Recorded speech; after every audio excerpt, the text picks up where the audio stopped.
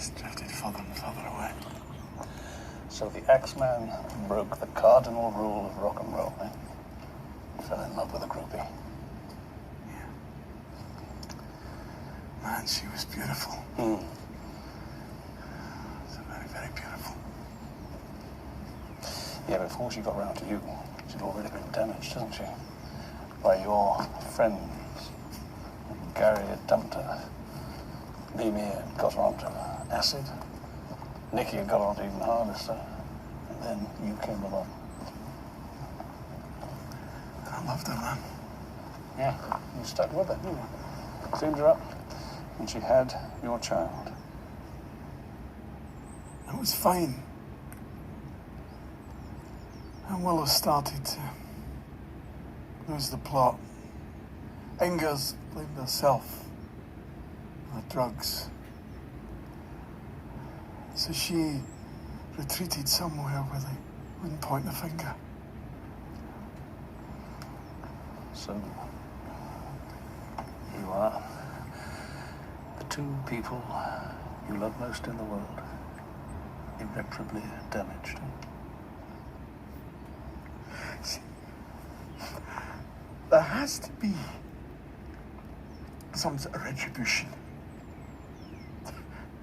Because if there is none of this, nothing makes any sense. Now you know that. You're one of us. No, I'm not.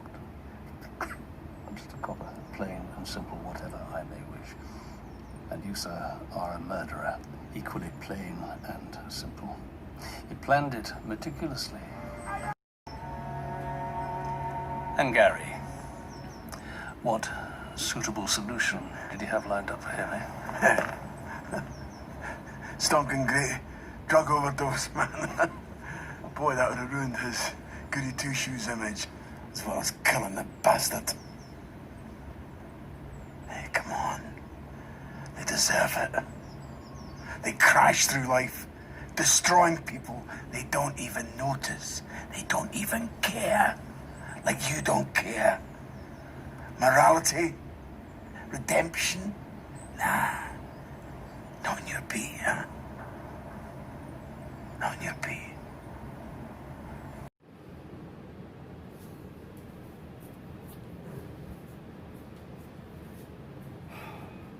Well, as you've seen in the video,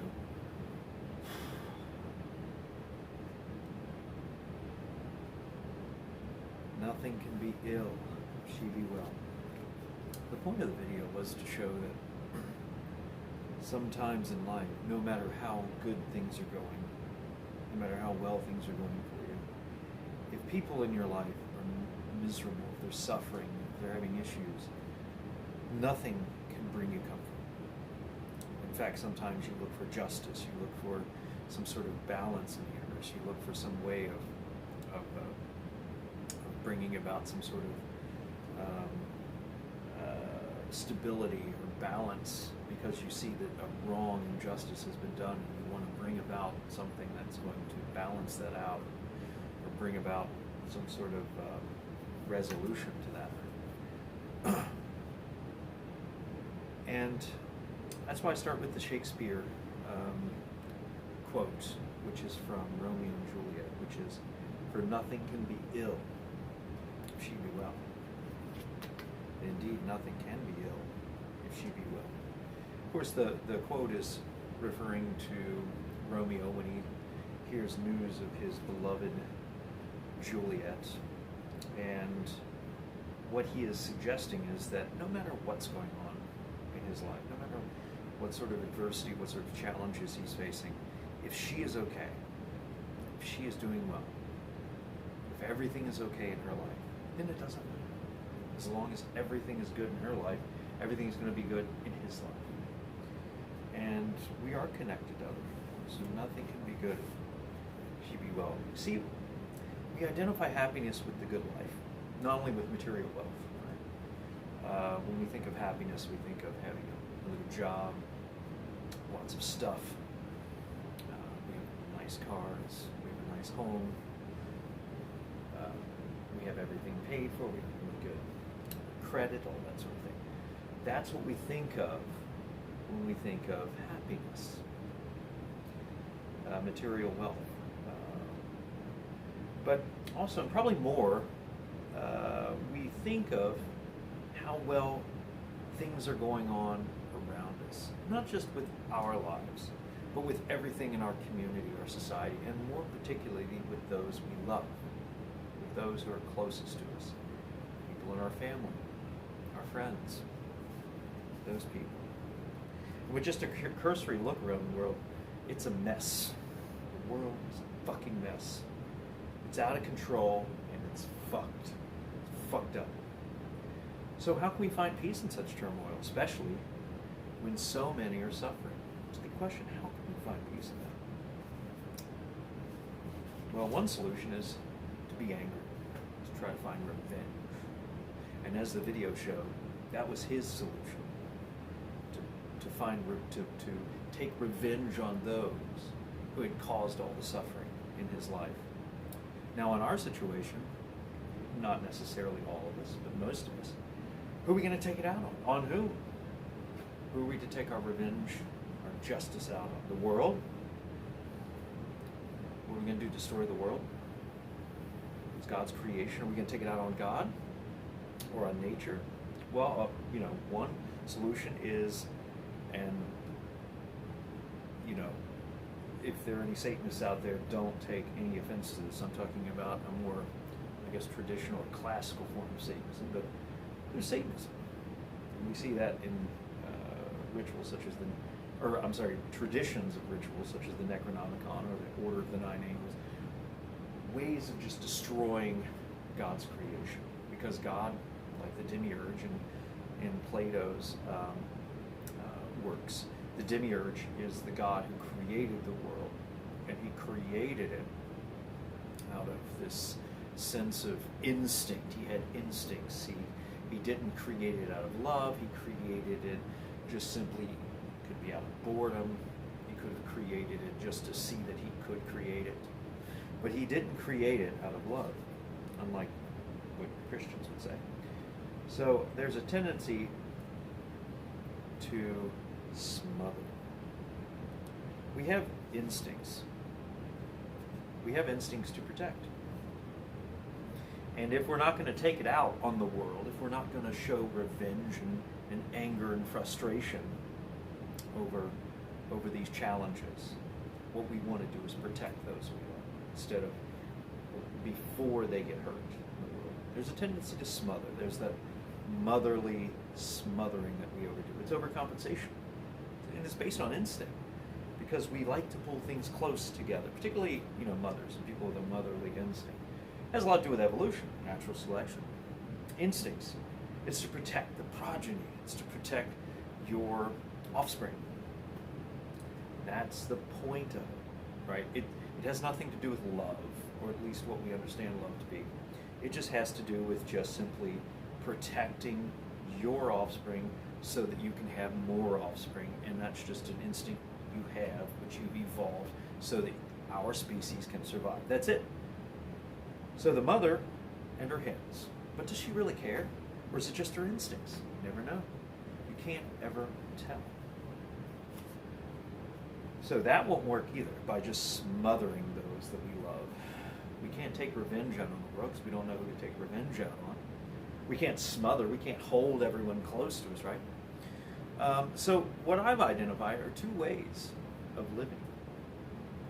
Two ways of living. We find that there are two approaches to life, and I've seen one regarded as kind of a, not really mental illness, but mental handicap, as you will, or a childlike perspective, whereas the other way of living is seen as the heart of intelligence and, oddly enough, wisdom or maturity.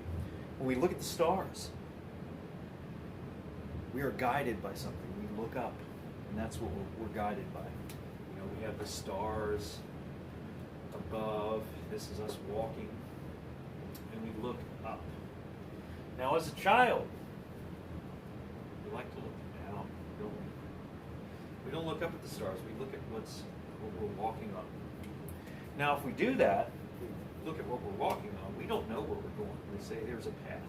But if we look at the stars and we look at the path, we see the path is shining up. If we're looking at just our feet, well, we'll just go in circles, won't we? We'll just move around in circles. So we're not really going to get anywhere if we do that. So the one approach is to look at the stars. And the other one is just to look at our feet. Look at us inside, to look at ourselves first, right? See, we can see them, but we cannot grasp them, the stars. We can see the stars, but we can't touch them, right? So the closest thing to us are the things we can touch. However, the things around us are, at our feet, are constantly changing, right? You know, if I'm walking, there's a turf of grass, I'm looking at it, it suddenly changes to dirt, or changes to water, or some other, surface. But the stars never change, right? They're always there, in the same position. But the things under our feet are constantly changing. So obviously, it seems more logical and rational to rely on the stars. But is that true? Is it always best to look at the stars? See, there's a suspicion that by looking inwardly, by looking at ourselves deeply, we find heaven. And above all, oddly enough, we find ourselves. We think of Abraham. I hate to bring up the Bible. A lot of you don't believe in the Bible. I think there's a lot of wisdom to be found in the Bible.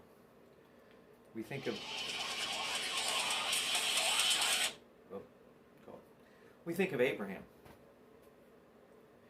And Abraham, let me get past this. My phone is ringing. Abraham was called, we're told, by God. God's up here calling. But the confusion oftentimes is that God is this outward source that's calling him, and he hears a voice, and it literally dictates to him. He's listening with his ear, right? And it literally dictates him what he needs to do. Okay, you need to go west, you need to do this, you need to do that. No, that's not at all what happened. It came from here, his heart. He heard it inside him. He heard it within him. He looked within him. He didn't look at the stars. He didn't look at the stars. He looked, I guess what you would call his feet. But he looked at himself. He looked inwardly first. And when you look at his life's not all that spectacular. I mean, he kind of went from one region of Palestine to the other, went to Egypt. Let's see, here's I can't draw the Middle East. I'm not going to try to draw the Middle East. But he basically just wandered around, really. He didn't really settle in one specific place. A much better example of this, I think, is found in the life of Moses. As we all know, Moses, supposedly had drawn his people out of Egypt, right? From the oppression of the Egyptians. Here's Moses. He's leading his people, the Israelites, out of Egypt. Well, when he led them, he had a specific place in mind. He knew that God was leading him someplace, right? But he never found it. He kept wandering around in the desert, in the wilderness. The Sinai Peninsula is kind of like the desert, the wilderness. Or, it's basically a place, there's not a lot there. And he just kept wandering around in circles. Well, that doesn't seem very productive. In fact, when we think of Moses, we don't think of someone who accomplished a great deal materially, on a material basis. But he accomplished a lot in terms of lifestyle, and that's looking inward. He followed his heart. When we follow our hearts, what happens is our lives don't really exhibit or express something that many people would really see as being significant or being, being something that is fruitful or something that is productive, right? But he did produce something, right? He produced something within his heart, and other people saw that. I remember I was watching a video, and it was a portion of a movie about Nietzsche, Friedrich Wilhelm Nietzsche. I don't know if you're familiar with the philosopher, but basically in this scene, he's talking to a friend of his, and he's talking about, I guess, the good life or whatever.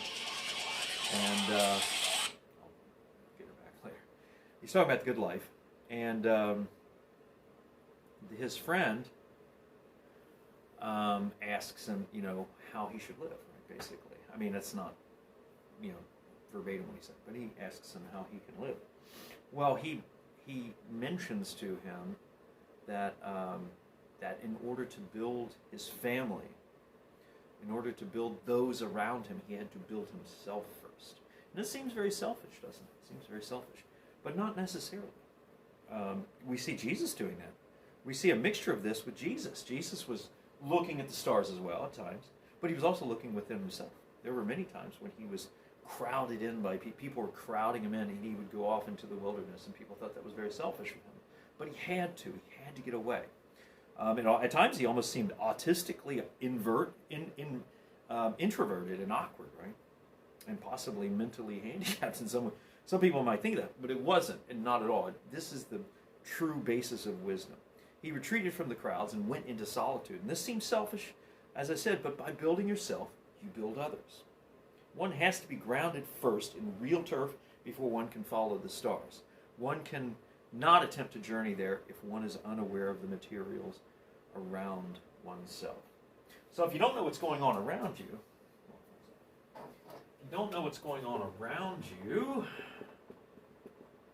and you got the stars, you're going to stumble and fall. There might be a hill here. There might be people going, you have all this stuff going on. If you're focusing on the stars, if you're focusing on these supposedly transcendent truths that stand outside and never change, then you're going to really miss out on a lot of things. And you're not going to really appropriately respond to this path that's laid out by the stars in the first place. Consider Icarus. He was so preoccupied looking up at the sun. He wanted to go to the sun so badly because he saw this glorious sphere of fire. He wanted to go there so bad. But he failed to look around him to find the right sort of material to build his wings out of. Never thought of that, did you? We can oftentimes become so sensible we lose our senses and fail to see what is right in front of us just because these things seem to change so rapidly while the distant stars seem to stay still. So everything around us seems to be changing a lot, right? But if we look deeply within ourselves, she really wants to talk to me. If we really look deeply within ourselves, we'll find that the answers lie here, closest to us. As Aristotle said, just as light is to the bat's eyes, so too are the first principles to us. The most basic things, the most fundamental things are the things that we often miss. See, the journey of the stars can never be understood by the astronomer, but only by the thermometer. The warmth of blood, of true will and true desire, determination are what set the habits of the stars in motion, not some fixed set of laws that nature is a part of from the desires of God. I can never discern my Father's habits unless I go to know him first, to understand why he does this or that, not how. So there are things within us that are right at our feet, the first things that we notice that are going to determine our paths in life. And we may look like we're going around in circles and this and that geographically on the outside, but on the inside we can cause great change, as Abraham did, as Moses did. Even though, from a cursory look, we see that he didn't really do much at all. He just kept going around in circles. So the causes of the heart are infinite, but the reasons are discernible by one simple act: communication. It's by communication. It's getting to know the heart, getting to know yourself, going deeply within. Jesus said, heaven is within you. So you have to go within first. You have to look at your feet first. You have to be childlike. Look at the simple things first before you can look at the stars. Because the stars are just going to, you may think that they're leading you somewhere stable, and physically they might be, but they're not leading you anywhere personally. They're not changing you, not challenge you as a person. And that's the much deeper part. So, well, that's it for for this episode of the Church of Desolation and our liturgy of, what do we call it? I just had this name up here. Hold on one sec. Yeah. Oh, the exoteric liturgy. That's what I'm calling it. So the Church of Desolation, and this is the exoteric liturgy. So this is episode 1. This is our first sermon, if you want to call it a sermon. That's as close as I can get. Well, I hope you have a good day, and I'll see you next week. Thank you.